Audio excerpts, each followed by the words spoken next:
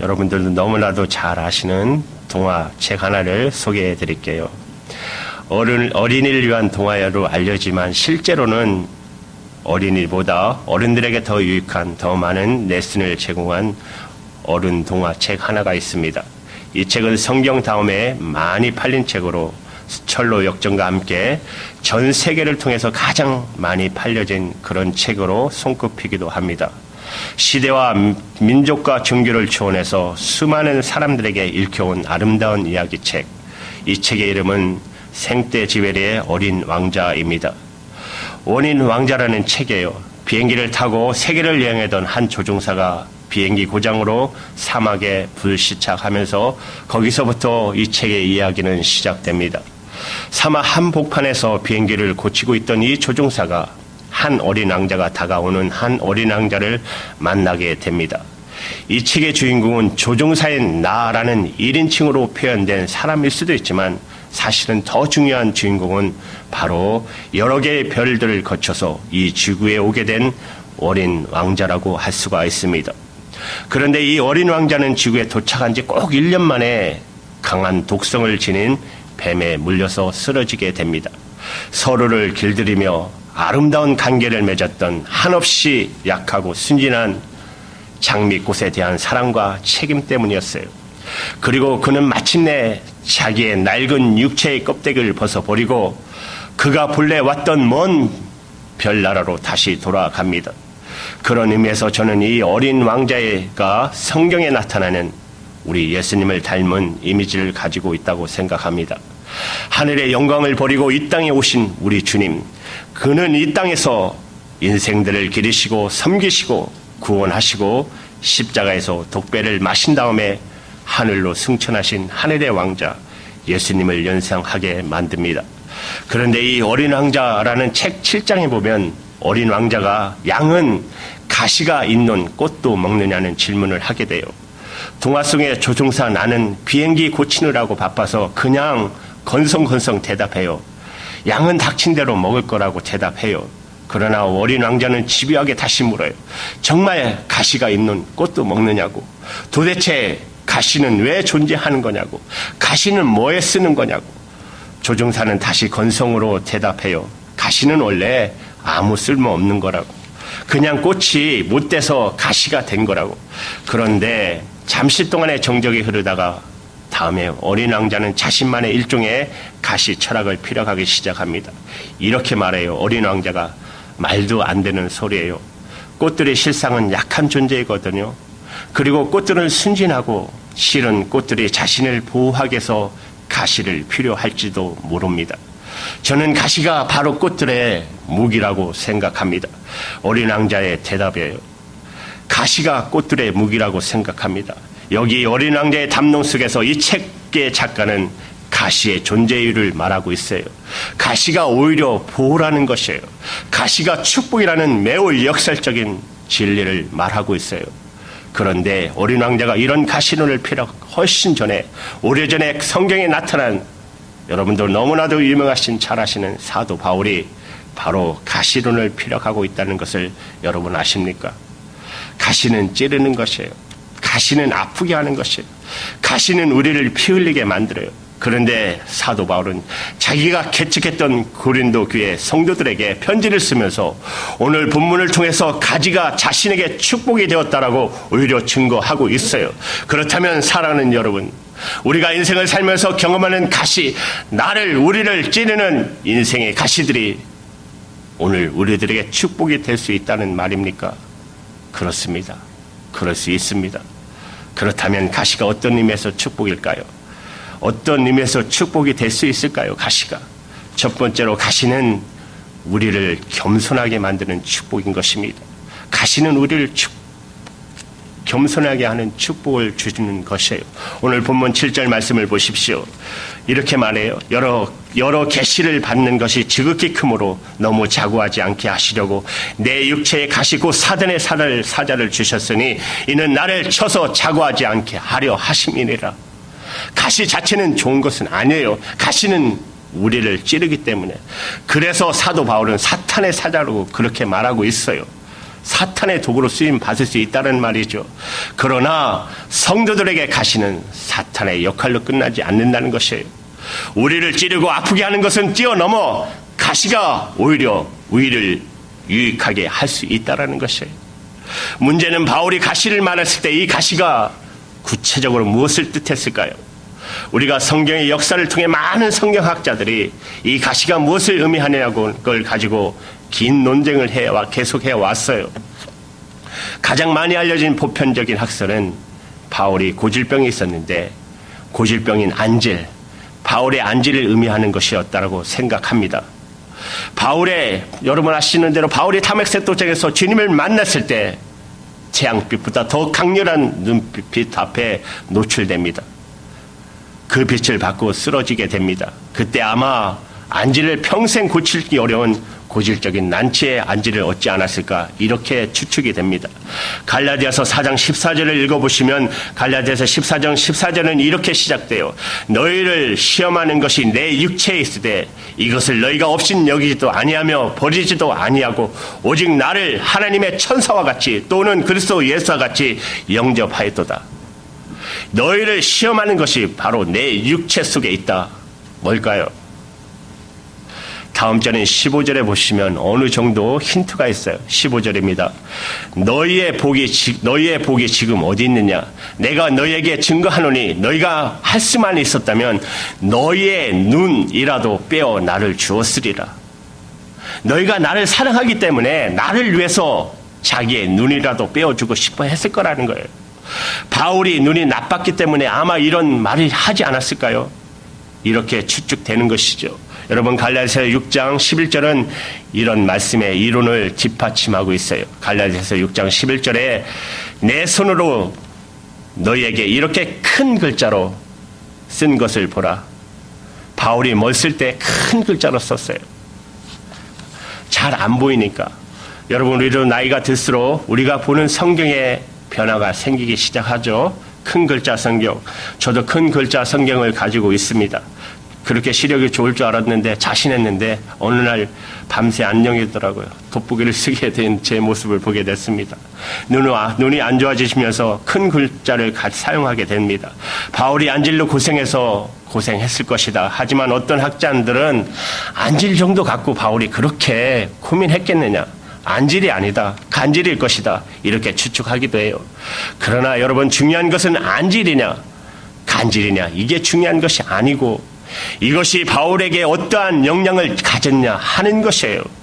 바울은 오늘 본문에서 문맥전을 통해서 나는 하나님의 계시를 많이 받았다라는 말을 하고 있어요. 하나님의 은사를 많이 받았다. 사도 바울은 계시를 받았고 하나님을 특별히 체험한 바울이 몸까지 건강했었더라면 바울은 자기가 하나님이 되고 싶은 그런 유혹을 받았을지도 모릅니다. 그러나 이런 육체의 가시 때문에 바울은 결코 자만하지 않고 겸손할 수 있었다는 것이에요. 이것은 우리 시대에 여러분 문서를 통해 책을 통해서 매우 중요한 영향을 끼친 여러분도 너무나도 잘 아시는 영국의 평신도학자인 C.S. 루이스가 쓴 책 가운데 고통의 문제라는 책이 있어요. 여러분 아시죠? 난이니아 연대기 영화에도 나왔죠. 이분이 쓴 책. 고통의 문제. 그분은 일종의 기독교 변론가였어요. 이 책은 통해서 루이스는 이런 자신의 경험을 서술합니다. 그가 옥스퍼드 채플에서 강의를 마쳤을 때 어떤 학생이 자기를 찾아와서 이런 질문을 해요. 교수님, 정말 신이 존재하고 그 신이 정말 당신이 증거한처럼 사랑의 신, 선하신 신이라면 이 세상에 설명할 수 없는 악한 일들은 왜 이렇게 많이 벌어지고 있습니까? C.S. 루이스 교수님은 대답 대신에 학생에게 이렇게 반문을 합니다. 이렇게 말해요. 인생은 참 교만하죠. 그렇게 생각하지 않습니까?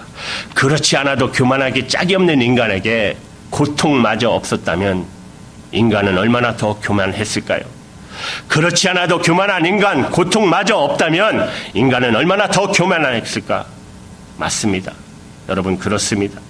인생의 가시들은 우리를 자고하지 않게 우리를 겸손하게 만드는 하나님의 축복의 도구인 것입니다. 여러분 가시는 아파요. 가시는 고통이에요. 그럼에도 불구하고 가시가 축복이라고 말하는 이유는 가시는 우리를 겸손하게 만들기 때문에 그래요. 여러분 옆에 있는 분들한테 한번 해보실래요? 가시에 찔리시겠어요? 겸손해지시겠어요? 가시에 찔리시네 겸손하십시오. 가시의 축복, 오늘 본문 가시의 두 번째 축복은 가시는 우리를 기도하는 축복을 주시는 것이에요. 가시가 제공하는 또 하나의 축복은 이 가시 때문에 우리 모두는 더욱 기도하는 사람이 된다는 사실이에요. 사도 바울은 예도 아니었어요. 사도 바울도 예는 아니었어요. 오늘 본문 8절에 보시면 이것이 내게서 떠나기 위하여 내가 3번 주께 간구하였더니, 이 가시가 없어지도록, 이 가시가 떠나도록 몇 번 기도했어요? 3번이나. 여러분 아시죠? 40일 금식 기도, 유대인들이 하는 3번씩이나 그 기도를 했다는 것이에요. 사도 바울은 3번씩 기도했다는 것이에요. 바울만 그런 것이 아니죠. 예수님도 겟세마네 동산에서 십자가 앞에서 놓고 아버지여 할 수 있거든 이 잔을 내게 옮겨 주시옵소서. 예수님께서도 간절히 3번 기도하셨어요. 저는 그렇다고 이 3번만 숫자적인 3번이라는 숫자적 의미는 중요하다고 생각하지는 않아요. 주님께서 정말 3번만 기도하셨을까? 3번만 우리가 복음서에 보시면 내 때가 아직 이르지 아니하였사오니, 내 때가 뭐예요? 십자가의 때라는 거예요. 십자가 때. 내 때라는 말을 자주 하셨는데 그때마다 예수님이 십자가를 생각했을 것이에요. 그리고 십자가를 짊어지기 위한 기도를 하셨을 것이에요. 그러나 본격적으로 구체적으로 심각하게 진작에 마지막으로 겟세마네 동산에서 3번 하나님께서 간절히 예수님께서 기도하신 것입니다. 사도 바울도 그랬을 것이에요. 가시가 찌를 때마다, 눈이 아플 때마다 바울이 왜 기도 안 했겠어요? 그러나 한 3번쯤은 바울이 아마 전적으로 그 문제를 가지고 하나님 앞에 내놓고 결사적으로 기도했어요. 3번. 사람마다 여러분 자기만의 가시가 있어요. 여기서 가시는 라는 말은 원어로 스콜로 폴로스라는 단어로 되어 있어요. 해석하면 끝이 뾰족한 막대기예요. 막대기 꼭 아시죠? 창같이 된 막대기. 그 모든 막대기를 가시입니다. 나를 찌르는 모든 것이 가시라는 것이에요. 인생을 살다 보면 정말 살을 찌르고 뼈를 찌르고 마음을 찢는 고통이 얼마나 비일비재합니까? 저는 그리스도인과 불신자의 차이가 뭘까? 비신앙인에게도 고통인에게는 고통이 많고 신앙인에게는 고통이 적다.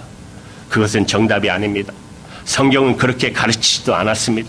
고통은 믿는 사람에게도 믿지 않는 사람에게 똑같이 다가와요. 그러나 믿는 사람과 안 믿는 사람의 차이가 뭘까요? 믿는 사람은 고통이 올 때마다 기도한다는 사실입니다. 믿음이 우리로 기도하게 만드는 것이에요. 큰 고통은 우리를 크게 기도하게 만들고 많은 고통은 우리로 많이 기도하게 만드는 것이에요.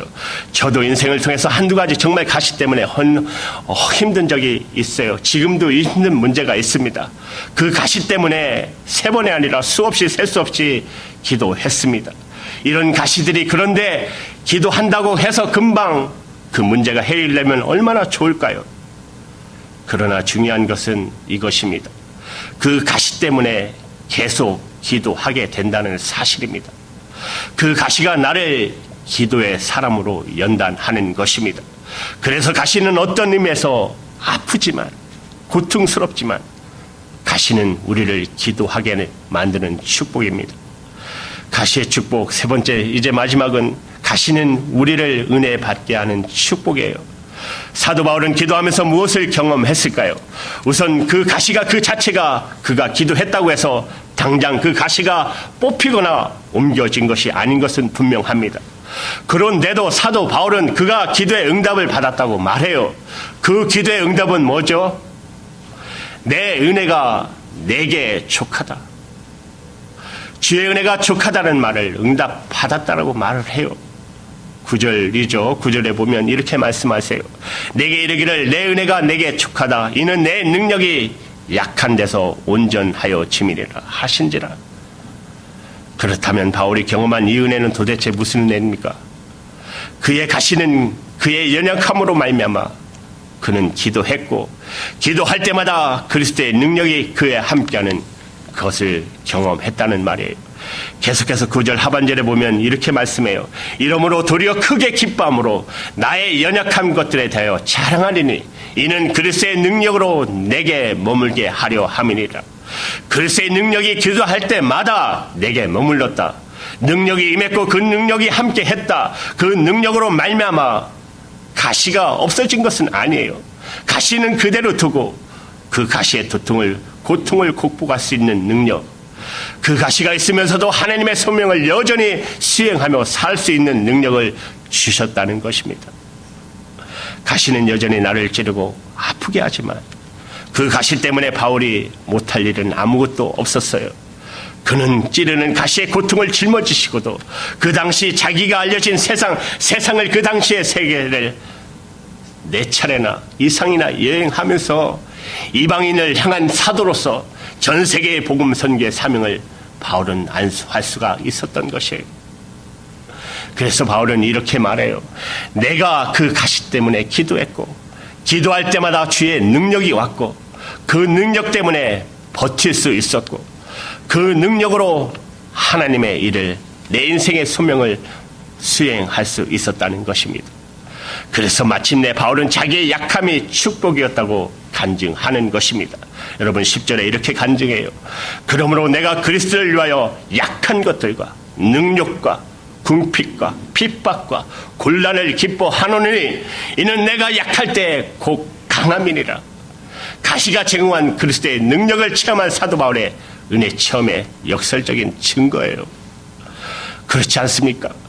내가 나를 믿을 수 없어서 바울은 주님을 믿었어요. 내가 내 지혜의 한계를 알기에 내 지혜를 믿을 수 없어서 주님의 지혜를 의존했어요. 내 능력의 한계에 너무 무력함을 알기에 내 능력을 의지할 수 없어서 주님의 능력을 의지한 것이에요. 그래서 바울의 육체의 가시니, 다시 말하면 육체의 한계는 바로 그가 더 커다란 주의 은혜를 경험하는 통로가 되고 그 약함이 강함이 되고 마침내 그 연약함이 더 큰 은혜를 받는 축복과 통로가 될 수 있었다는 것이에요. 저는 이 설교를 처음 어린 왕제 이야기로 시작했죠. 저는 이제 이 어린 왕제의 거의 마지막 23장의 이야기에 나타난 걸 중요한 걸로 결론을 이 설교를 마치고자 합니다. 이 어린 왕자가 지구별에서 장사꾼 하나를 만나요. 장사꾼은 최근에 발명된 새로운 약, 신약을 판매하는 그런 장사꾼이에요. 그 약은 뭐 어떤 약이냐면 한 알만 먹으면 물을 안 마셔도 돼요. 그 약 먹으면 적어도 한 달 동안은 물 한 번도 마시지 않고 목마르지 않고 그렇게 살 수 있는 약이었어요.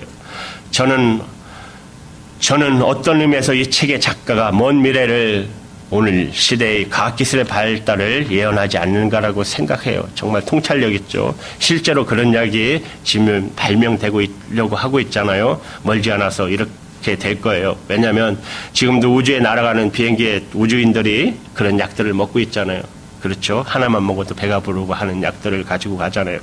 별로 목마르지 않는 거. 그런데 이 어린 양자가 장사꾼에게 그 얘기를 듣고 신기한 그런 약이 있다는 얘기를 듣고 이렇게 질문해요. 그런데 그 약을 왜 팔아요? 장사꾼이 대답해요. 시간을 엄청나게 절약할 수 있잖아. 전문가들이 계산해 보니까 일주일에 우리가 물 마시는 시간을 합하면 53분이라고. 53분을 전략할 수 있어. 이때 어린 왕자가 다시 물어요. 53분 전략해서 뭐 해요? 전략한 53분 가지고 뭐 하죠? 장사꾼은 아무거나 하고 싶은 거 하면 되잖아. 그러자 이 어린 왕자는 마치 독백처럼 이런 말을 합니다. 내게 마음대로 쓸 53분이 있다면 나는 차라리 신선한 샘물이 있는 곳을 향해 여유롭게 천천히 걸어갈 거야. 나는 차라리 그 약 안 먹고 내가 전략할 수 있는 53분이 있다면 나는 차라리 신선한 샘물을 마시기 위해 천천히 그 샘물을 향해 걸어갈 거야. 사랑하는 여러분, 인생의 진정한 축복이 뭘까요? 신통한 약 먹고 아무것도 안 하고 누워있는 것, 그것이 인생의 축복이겠습니까? 꼭 기적만을 경험하고 성공 일변대에 출생 가도를 달리고 병이 나지 않는 무병장수를 누리는 것만 인생의 축복일까요? 아니면 좀 힘들어도, 좀 아파도, 좀 목말라도 샘이 있는 곳을 향해 천천히 여유롭게 걸어가는 인생. 이것이 축복된 생애가 아닐까요? 목마르게 내 목을 적실 수 있는 은혜의 샘이 있는 곳을 알고 주께서 예배하신 그곳을 향해 믿음으로 소망으로 바라보고 걸어갈 수 있다면 그런 인생이 축복이 아니겠습니까? 오늘 우리를 찌르는 가시의 아픔이 있어도 아직 남아있는 인생 주께서 나를 위해 축복의 샘을, 신선한 샘을 잇는 엘림을 예비하셨다는 것을 믿을 수 있다면 우리 모두는 이 어린 왕자가 되어 이렇게 고백할 수 있어야 합니다. 나도 내 인생의 남은 길을 내 주인이 예비하신 신선한 샘물이 있는 저 샘을 향하여 천천히 걸어갈 거야. 그리고 걸어가면서 우리는 이런 고백의 찬양을 부르셔야 할 것입니다. 약할 때 강함 대신에 나의 보배가 되시는 주 나의 모든 것. 주 안에 있는 보물을 포기할 수 없네. 주 나의 모든 것. 십자가에 제사하셨네. 주의 이름 찬양해. 주 나의 모든 것. 쓰러진 나를 세우고 나의 빈잔을 채우네. 주 나의 모든 것. 예수 어린 양, 존귀한 그 이름. 사랑하는 여러분, 우리의 어린 왕자 되신 예수님, 그분이 일찍이 이 땅에 계실 때 십자가의 고난을 피해 가기보다도 그의 사랑하는 양들을 구원하려고 그들을 일으켜 세우기 위해서 자신은 오히려 희생받기로 결심하시고 그는 마지막 성천을 거행하신 후에 갈보리의 십자가를 향해서 천천히 걸어가신 분이십니다. 그분이 우리의 구주이십니다. 우리의 주님이십니다. 사랑하는 여러분, 인생의 길에서 가시에 혹시 찔리셨습니까? 그래서 아파하고 계십니까? 그래서 고통스러워하고 계십니까? 그래서 피 흘리고 계십니까? 이 가시에 찔리고 상하고 그래서 주저앉아 계시다면 이제 우리를 대신해서 찔리시고 상하시고 피 흘리시고 구주 예수님을 바라보시기 바랍니다. 그분이 함께 하신다고 약속하셨습니다. 그분이 당장에 내 가시를 뽑아 가지 않으실지 모르지만 그분은 내 곁에 오셨고 나와 함께 계시겠다고, 그리고 내가 걷는 인생길에 함께 해 주시겠다고, 그리고 내 손 잡아 주시겠다고 약속하신 구주 예수님의 손을 잡을 수 있다면 이제 피 흘리고 찔린 그 자리에서 일어나시기 바랍니다. 그리고 내 가시가 그분 때문에 이제는 나의 축복이 될 수 있다고, 나의 찬양이 될 수 있다고, 나는 넉넉히 가시의 고통을 극복할 수 있다고, 그분과 함께 예배하신 그 샘물을 마시며 우리는 걸어갈 수 있다고, 이렇게 고백할 수 있는, 이렇게 찬양할 수 있는 저와 여러분이 되기를 주님의 이름으로 축복합니다. 기도할게요.